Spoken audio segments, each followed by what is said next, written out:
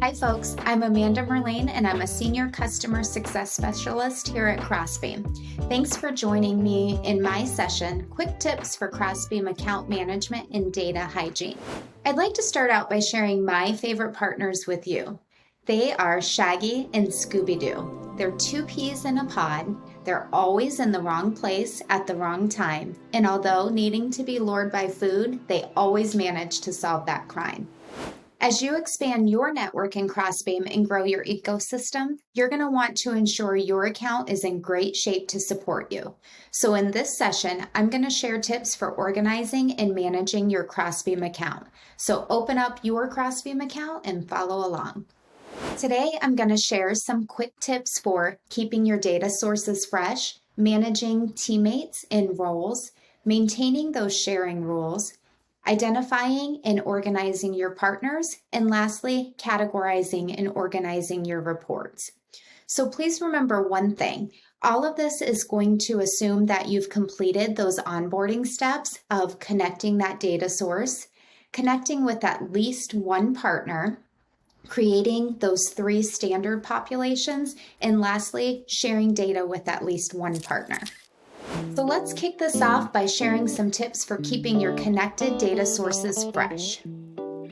If you're using a CRM connection, you may have stayed more on the reserve side when you first made that sync.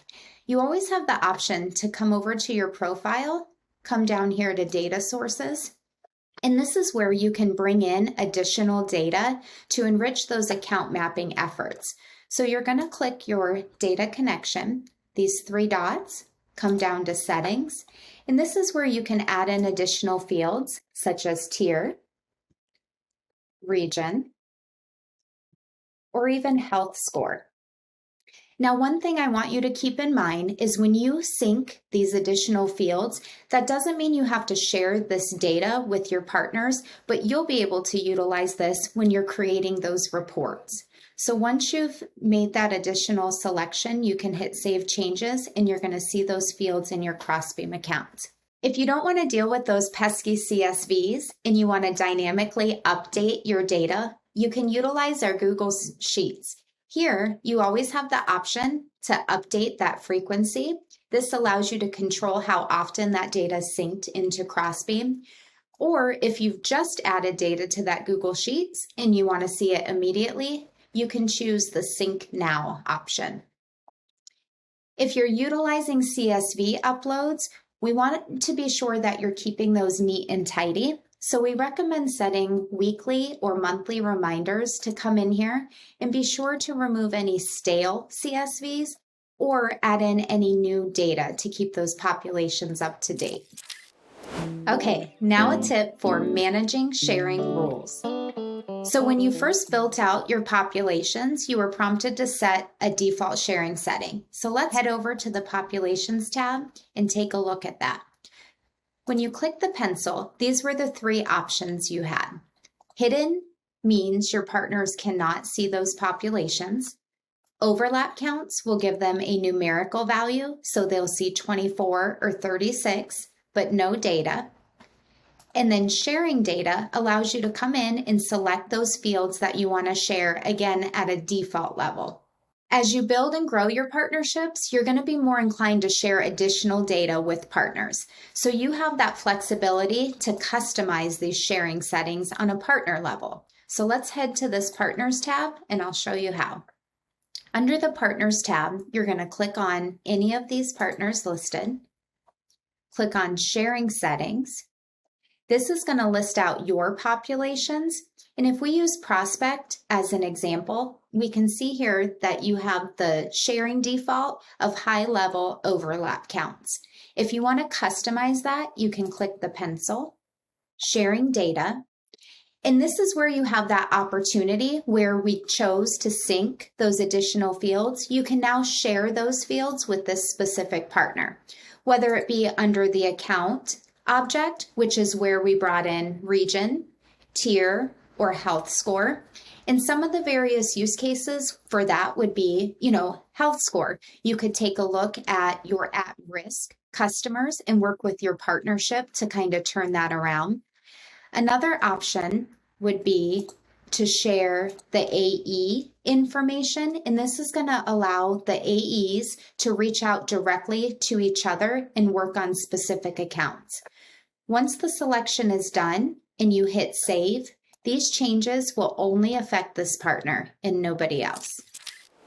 Next up, a tip for identifying and organizing your partners.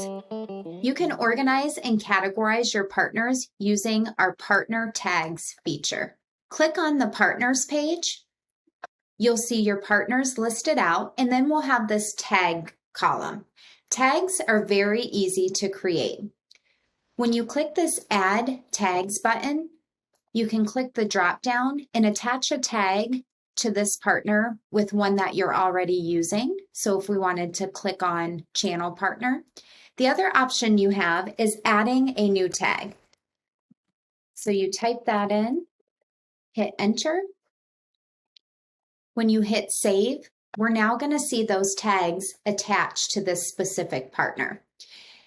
Now, when utilizing tags, it's going to allow you to come in here and search for that specific partner, so that way you can come in and work faster. There's a couple ways to do that.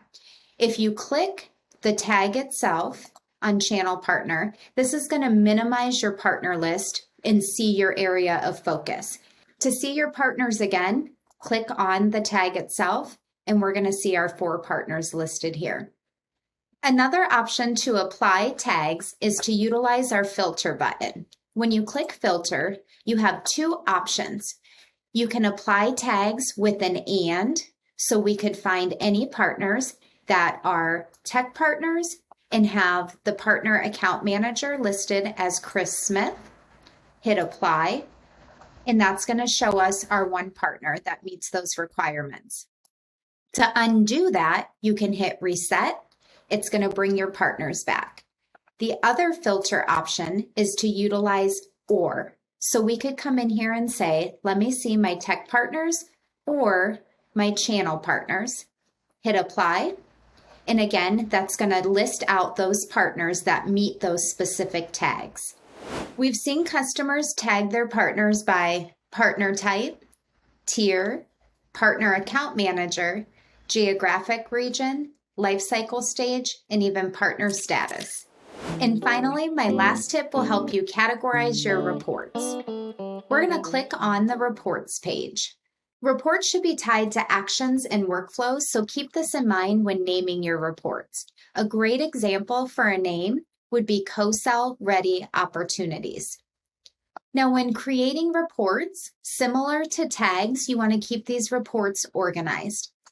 You can do that by clicking the New Folder button, typing in that report name, hit Create.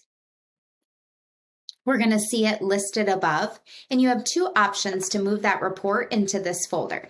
You can simply click it and drag and drop it into that folder, or you can click Move Report, find that associated folder, and it's going to tell you the report has been moved. By creating that report folder, it's going to allow you to come in here and find that report quicker. You'll want to create report folders that fit your use cases or categorize them in various ways: partner type, partner name, tier, partner manager, partner activity, or even geographic region.